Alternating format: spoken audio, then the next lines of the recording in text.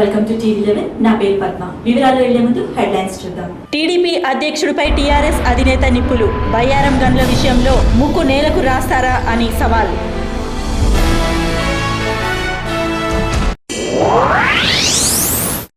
నగర నడిబొడ్డున పసికందు మృతదేహం ఎల్ఎన్ఓ ఫేజ్ కి తరలింపు.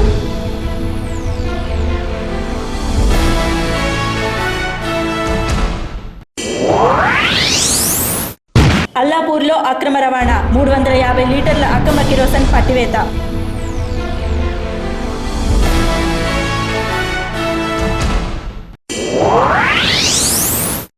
రైతుల ఆశలపై అకాల వర్షం.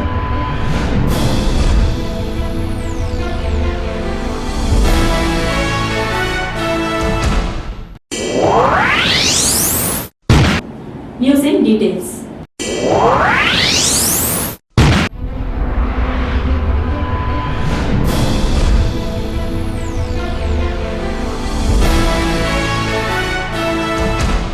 టీడీపీ అధ్యక్షుడిపై టీఆర్ఎస్ నేత నిప్పులు. టీఆర్ఎస్ అధినేత కేసీఆర్ బయ్యారంపై తన గలం విప్పారు. బయ్యారంలో ఉక్కు కర్మాగారానికి కావాల్సిన అన్ని వనరులు ఉన్నాయని, స్టీల్ ప్లాంట్ ఏర్పాటు చేయాలని ఆయన డిమాండ్ చేశారు. ఇందుకోసం ప్రధానికి లేఖ రాస్తున్నట్టు ఆయన తెలియజేశారు. విశాఖ స్టీల్ ప్లాంట్లో కేవలం 3% మంది మాత్రమే తెలంగాణ యువత ఉన్నారని, దీని ద్వారా తెలంగాణకు ఒరిగింది ఏమీ లేదని, ఇందుకు నిలదీస్తే ఏర్పాటువాదం అది దోచుకునే వారిది జాతీయవాదమా అని ఆయన ఎద్దేవా చేశారు. తాను ముడుపులు తీసుకున్నట్టు ఆరోపిస్తున్న చంద్రబాబుపై కేసీఆర్ ధ్వజమెత్తాడు. అధికారం కోల్పోయేసరికి చంద్రబాబు మతి భ్రమించి మాట్లాడుతున్నాడని, అతన్ని చూస్తే జాలి వేస్తుందని ఆయన అన్నారు. 2007లో ఉద్యమించాను అని చెప్పుకుంటున్న చంద్రబాబు ఏ విధంగానూ ఉద్యమించలేదని నిరూపిస్తే తన ముక్కుని నేలకు రాసుకుంటాడా అని కేసీఆర్ సవాల్ విసిరారు. ముడుపులు తీసుకునే అలవాటు ఉంది కనుకనే చంద్రబాబు అవిశ్వాసంపై నగ్నంగా అధికార పార్టీని సపోర్ట్ చేశాడని, అప్పుడు ఎన్ని ముడుపులు తీసుకున్నాడు అని ఆయన ప్రశ్నించారు. రక్షణ స్టీల్ కు వ్యతిరేకంగా తమ పార్టీ క్షేత్రస్థాయి ఉద్యమం చేసిందని, అప్పుడు చేసిన బైక్ ర్యాలీలే అందుకు నిదర్శనమని, అప్పుడు చంద్రబాబు నాయుడు ఎన్ని సూట్ కేసులు తీసుకొని సైలెంట్ గా ఉన్నాడు అని ఆయన ప్రశ్నించారు.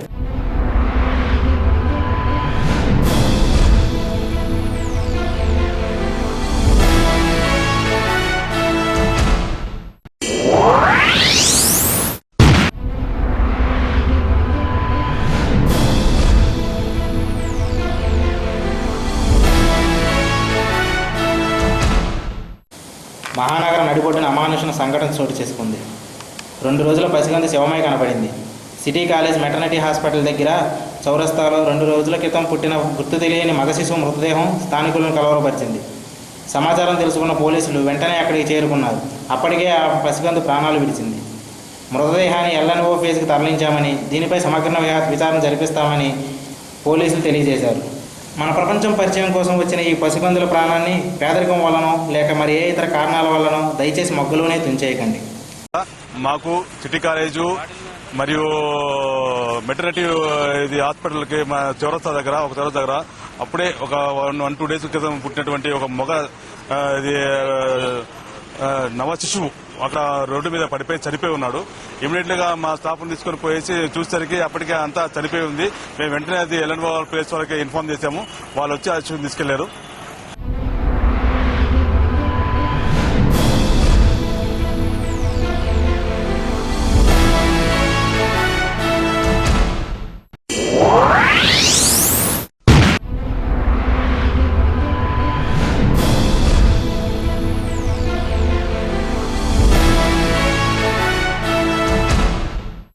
పేరుకు నిత్యావసర వస్తువు అయినా నేడు సగటు సాధారణ మధ్యతరగతి పేదవానికి అరాకొరగా అంతంత మాత్రంగా అందుతున్న కిరోసిన్ అక్రమార్కుల చేతిలో పడుతుండగా పోలీసులు గుట్టురట్టు చేశారు. మహానగరంలో బోరబండ అల్లాపూర్లో అక్రమంగా తరలిస్తున్న 350 లీటర్ల కిరోసిన్ను పోలీసులు పట్టుకున్నారు.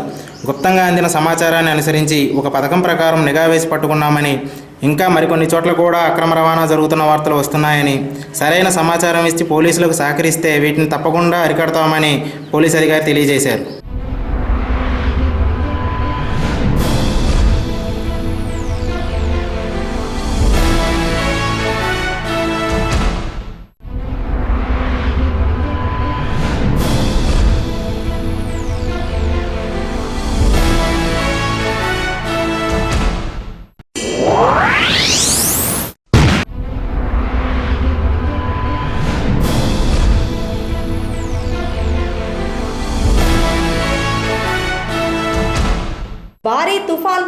విజయవాడ, కృష్ణా, గుంటూరు, వెస్ట్ గోదావరి పూర్తిగా వర్షపాతంతో మునిగాయి. ఈ ప్రదేశాలలో వడగళ్లతో కూడిన తుఫాన్ రావడంతో రైతులకు తీవ్ర నష్టం వాటిల్లింది. మామిడి పంట చేతికి అందే సమయంలో తుఫాన్ వచ్చి పంటను నేలమట్టం చేసింది. నందిగామ, జగ్గయ్యపేట, ఆగ్రేపల్లి ప్రదేశాలలో మామిడి పంటలతో పాటు మిరప, మొక్కజొన్న పంటలు కూడా నేలమట్టం అయ్యాయి. కోట్ల ఎకరాలకు నష్టం వాటిల్లడంతో రైతులు తీవ్ర నష్టానికి గురై దిక్కుతోచని స్థితిలో ఉన్నారు.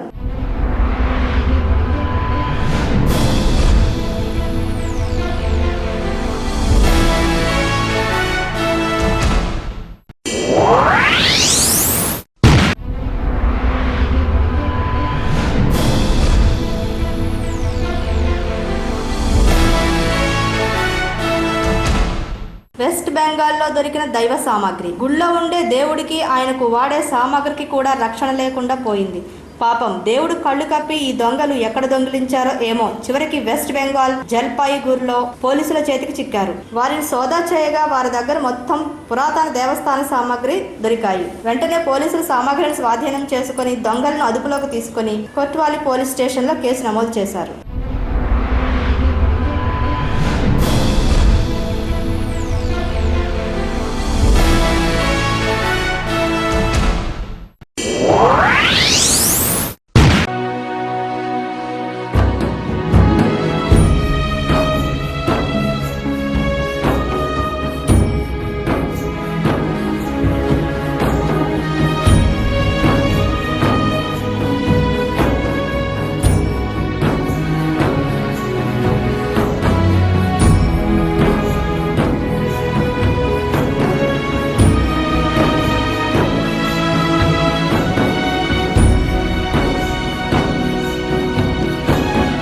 దేశ రాజధాని అయిన ఢిల్లీలో చోటు చేసుకున్న 5 ఏళ్ల చిన్నారి రేప్ ఘటనలో మరో వ్యక్తి ఉన్నట్లు సమాచారం. ప్రధాన నిందితుడైన మనోజ్ని పోలీసులు విచారిస్తుండగా ఆ రెండవ వ్యక్తి వివరాలు మనోజ్ పోలీసులకు వెల్లడించాడు. రెండవ నిందితుడి కోసం పోలీసులు గాలింపులు వేగం చేశారు. ఆదివారం మహిళలు దేశవ్యాప్తంగా నిరసనలు చేయగా బీజేపీ మహిళలు సోనియా ఇంటిని ముట్టడికి యత్నించారు. ఆదివారం ఉదయాన్నే ఢిల్లీ రోడ్లపైకి వచ్చిన మహిళలు, విద్యార్థులు రేపిస్ట్ని ఉరితీయాలని, పోలీస్ కమిషనర్పై చర్యలు తీసుకోవాలని ఆందోళన చేశారు. నిందితుడైన మనోజ్కి 14 రోజులు రిమాండ్ విధించారు.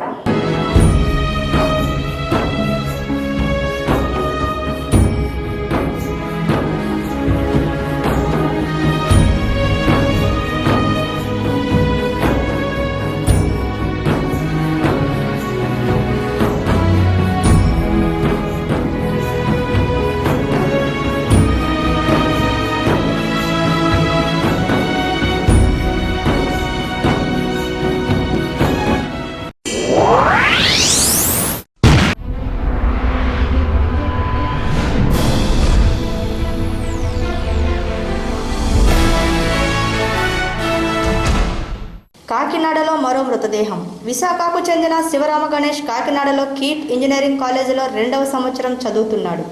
గత 2 రోజులుగా కాలేజీకి అటెండ్ కాని శివరాం మృతదేహంగా మారాడు. మృతదేహాన్ని పరిశీలించిన బంధువులు ఈ మరణాన్ని కేవలం హత్య అని అంటున్నారు. 2 రోజులుగా కాలేజీకి వెళ్లకున్న కాలేజీ యాజమాన్యం నుంచి ఏ విధమైన సమాచారం తల్లిదండ్రులకు అందించలేదని బంధువులు కాలేజీ యాజమాన్యంపై మండిపడుతున్నారు. మరోవైపు ప్రేమ వ్యవహారమే హత్యకు దారి తీసిందేమో అని అనుమానాలు కూడా వెల్లడవుతున్నాయి.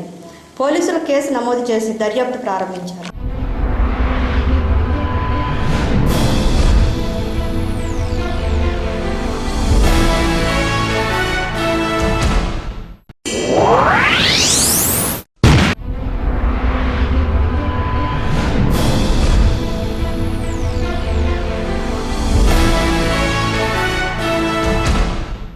ఢిల్లీలో 5 సంవత్సరాల బాలిక అత్యాచారంపై దేశమంతటా నిరసనలతో పాటు ఈ ఘటనపై ఢిల్లీలో లోక్సభ మరియు రాజ్యసభలో కూడా ప్రజాప్రతినిధులు వేడెక్కించారు.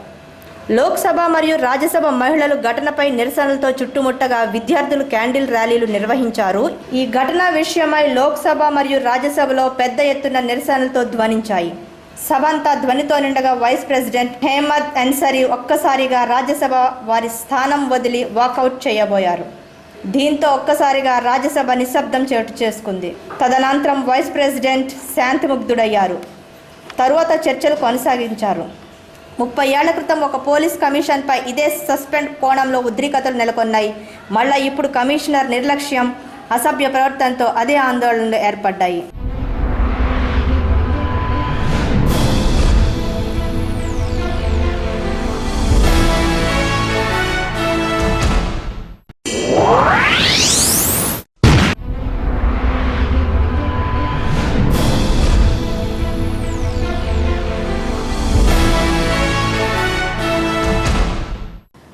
ఒకవైపు మహిళలపై అత్యాచార విషయమై దేశమంతా నిరసనలతో అట్టుడికిపోతూ ఉంటే మెదక్ జిల్లాలో మరో మగమృగం తన కిరాతకాన్ని ఒక వికలాంగురాలిపై చూపాడు.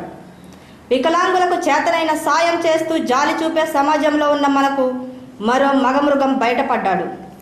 మెదక్ జిల్లాకు చెందిన సావిత్రి శారీరకంగానే కాదు మానసికంగా కూడా వికలాంగురాలు. ఈమె ఇంట్లో వాళ్లపై అలిగి ఒంటరిగా జహీరాబాద్కు చేరింది. ఆమె ఒంటరి ప్రయాణం గమనించిన జహీరాబాద్లో శ్రీధర్ అనే ఒక డ్రైవర్ ఆమెకు మాయ మాటలు చెప్పి తన కిరాతకంతో ఆమెపై అత్యాచారం చేశాడు. ఆ ఘటనతో పూర్తి రక్తమయంతో నడవలేని పరిస్థితిలో ఉన్న సావిత్రిని పోలీసులు జహీరాబాద్లో ప్రభుత్వ ఆసుపత్రికి తరలించారు. ఆసుపత్రిలో 3 రోజుల పాటు చికిత్స అందుకున్న సావిత్రి 3వ రోజు ఆదివారం మధ్యాహ్నం డిశ్చార్జితో సావిత్రి వాళ్ళ ఇంటికి చేరి అన్నదమ్ములను అమ్మను కలిసింది. తల్లికి జరిగిన సంఘటన చెప్పింది. ఘటనతో సావిత్రి మనసు కృంగిపోయింది. ఆత్మాభిమానం చంపుకోలేక జరిగింది మరిచిపోలేక సావిత్రి ఇంట దగ్గరున్న పాత బావిని ఆశ్రయించింది. మృతురాలిగా మారింది. కామ పిశాచికి బలి అయిన సావిత్రి తల్లిదండ్రులకు కడుపుకోత మిగిలింది. నిందితుడు శ్రీధర్ని పోలీసులు అదుపులోకి తీసుకున్నారు.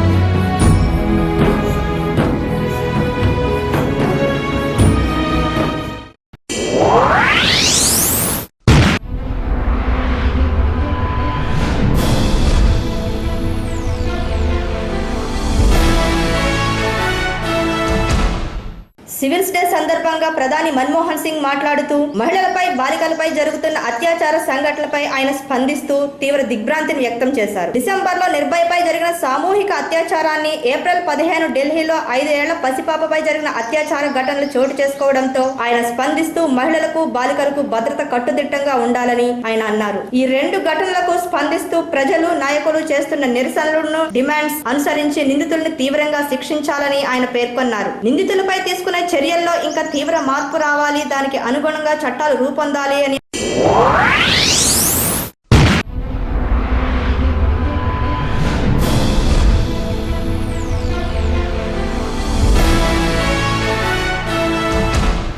హైదరాబాద్ రాజేంద్ర నగర్లో పోలీసుల దాడిలో ఒక పైరసీ సీడీలు నడిపే వారి గుట్టు రట్టయింది.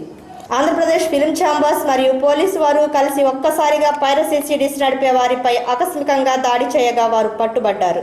వీరి దగ్గర 1000 సీడీలు స్వాధీనం చేసుకున్నారు. వాటిలో బాద్షా, జై శ్రీరామ్, గుండెజారి గల్లంతైంది మొదలగు సీడీలు స్వాధీనం చేసుకున్నట్లు పోలీసులు తెలిపారు. దానిలో పైరసీ సీడీలు అమ్ముతున్నారని ఇన్ఫర్మేషన్ తోటి ఈ ఆంధ్రప్రదేశ్ ఫిలిం ఛాంబర్స్ వాళ్ళు మరియు మేము కలిసి రైడ్ చేయడం జరిగింది.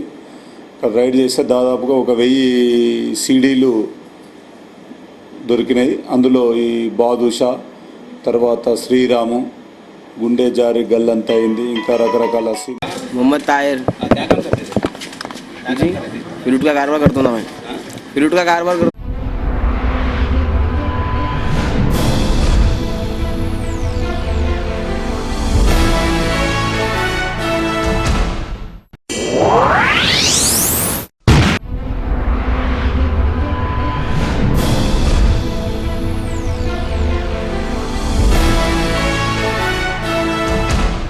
భగభగ ఎండలు మండుతున్న ఈ ఎండాకాలంలో సోమవారం హైదరాబాద్లో అకాల వర్షాలు కురిశాయి. ఈ వర్షానికి పలు ప్రాంతాలు నీటిలో మునిగాయి. ఎప్పుడూ రద్దీగా ఉండే మైత్రివనం సైతం వర్షం దాటికి నీరు వరదల్లా వ్యూహం సృష్టించాయి. మైత్రివనంలో షాపులు, కాంప్లెక్స్లు నీటితో నిండాయి. సనత్ నగర్లో నిమ్కా కాలనీలో పెనుగాలులతో వచ్చిన వర్షానికి ఒక గోడ కూలి క్షణకంలో వ్యక్తి ప్రాణాలు ప్రమాదం తప్పింది. మస్తు భయమైంది. మా పిల్లలు, చిన్న పిల్లలు కూడా బయట చాలా కష్టమైతుంది. ఎప్పటి నుంచో అది రాకొచ్చిందండి. రాకొచ్చి పడిపోతుంది అనుకున్నాం, షెట్కి చెప్పాలనుకున్నాం కానీ చెప్పలేదు. ఇక అదే గాలి వాన బాగా వచ్చి చెప్పిపోయింది. ఇక్కడనే ఆడుకున్నాడు, అప్పుడే తీసుకున్నాం లోపలికి. మాకు తెలియదు కూడా. మస్తు భయమైంది. అసలు బాంబు వెళ్ళినట్టు వెళ్ళింది. అసలు మస్తు కాలు చేతులైతే వణికిపోతుంది. మాకైతే మస్తు భయమైంది. ప్రాణానికి శబ్దం వచ్చి భయం వేసిందండి వర్షంలో. ఇది ఏంటంటే శబ్దం వచ్చేటప్పటికి ఇది పడిపోయింది. అయితే నష్టం ఏం జరగలేదు కానీ చెట్లు ఏం నష్టం లేదండి. వర్షం పడింది కదా, పిల్లలందరూ లోనే ఉన్నారు. బయట ఉంటే బయట ఎవరు లేరు.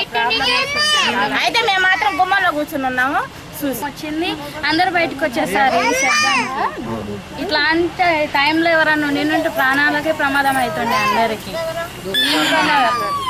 उसका क्या करना कैसा क्या नहीं बोलना का बच्चे भी थे गले, बच्चे भी रोने पे तो खींच लिए, पानी पड़ रहा था ना, पानी पड़ते तो बच्चों को खींच लिए लोग।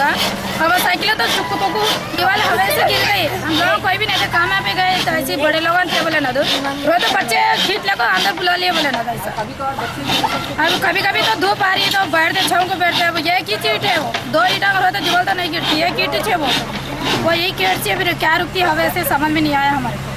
फिर कैसा उसकी जिम्मेदारी कैसा क्या नहीं, साइकिल में प्रॉब्लम। बच्चे भी बैठते, बड़े बड़े लोग भी बैठते धूप को, और छोटे बच्चे आके बैठते, वैसे गिरा था अचानक इंसान मर गया। గుమ్మంలో కూర్చుని ఉన్నాము. వచ్చింది, అందరు బయటకు వచ్చేసారు. ఇట్లాంటి టైంలో ఎవరన్నా నిన్నుంటే ప్రాణాలకే ప్రమాదం అవుతుండే అందరికి. ఎర్రగడ్డలో ఒక చెట్టు కూడా నేలమట్టం అయింది. అదృష్టవశాత్తు ఎవరికి ప్రమాదం సంభవించలేదు. అవే ఉన్నాయి, మాకు ఏమున్నది, నీళ్ళు పోసుకునికే ఏం లేదు, చెప్పులు పోయినాయి, అన్ని పోయి నీడకొచ్చి కూర్చుంటాం చెట్టు కింద. ఇప్పుడు అంతా పడిపోయింది, మాకు ఏం లేకుండా అయిపోయింది. ఇప్పుడు అదే ఇప్పుడే మేము కార్పొరేటర్ గారికి ఇన్ఫార్మ్ చేశాము. ఏఈడి వాళ్ళు వస్తున్నారు, దీనికి వాటర్ అది ఇమీడియట్గా క్లీన్ చేస్తున్నారు. అదే ఇది కానీ అదే వర్క్ ఎక్స్క్యూషన్ నడుస్తుంది. వర్క్ లోగో మైత్రివనం డౌన్ దగ్గర ఆడ చాంబర్ రిపేర్ వర్క్ నడుస్తుంది. అది కంప్లీట్ అయితే ఈ వర్క్ ఈ వాటర్ అంతా కూడా పర్మనెంట్గా సాల్వ్ అవుతుంది. మెయిన్ నాలా వర్క్ మెయిన్ రోడ్ నుంచి నడుస్తుంది. ఇది once it is completed it will be resolve. If it is not resolved ఫర్దర్గా ఏమైనా ఆల్టర్నేటివ్ ఏమైనా ఉంటే మన కార్పొరేటర్ గారు వర్క్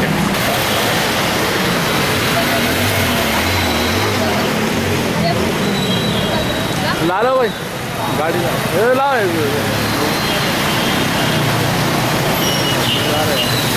कपूर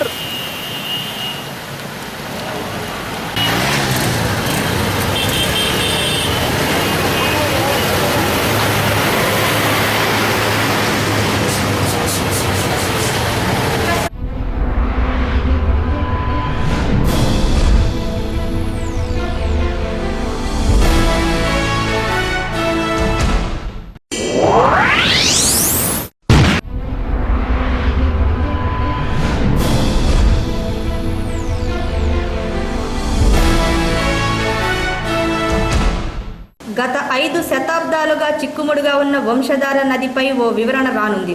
వంశధార నది పుట్టింది ఎగువ ప్రాంతమైన ఒరిస్సా అయినప్పటికీ నదీ జలాల ప్రవాహం మాత్రం దిగువ ప్రాంతమైన శ్రీకాకుళం వస్తాయి.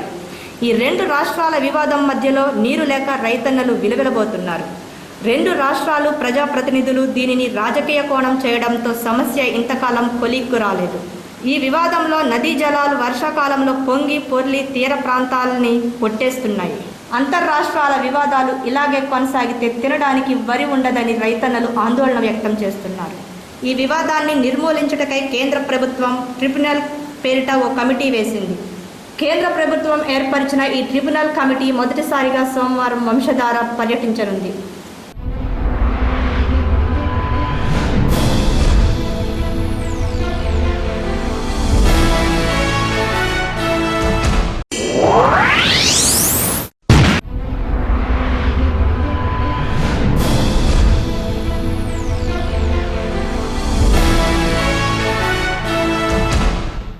కరీంనగర్ జిల్లాలో అగ్ని ప్రమాదం నెలకొంది. కరీంనగర్ జిల్లా సిరిసిల్ల రగడ గ్రామంలో ఒక రైస్ మిల్లులో భారీ అగ్ని ప్రమాదం.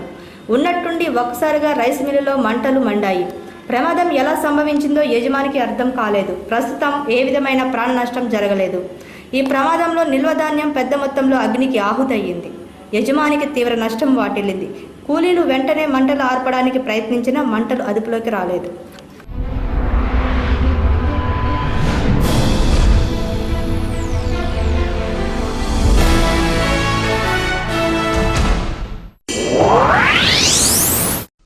మరిన్ని వివరాల కోసం, న్యూస్ అప్డేట్ కోసం ప్రపంచంలోని ఏ మూల నుంచైనా లాగిన్ అవ్వండి www.mansamedia.com. TV11 Hyderabad News.com మరియు యూట్యూబ్లో TV11 హైదరాబాద్ న్యూస్.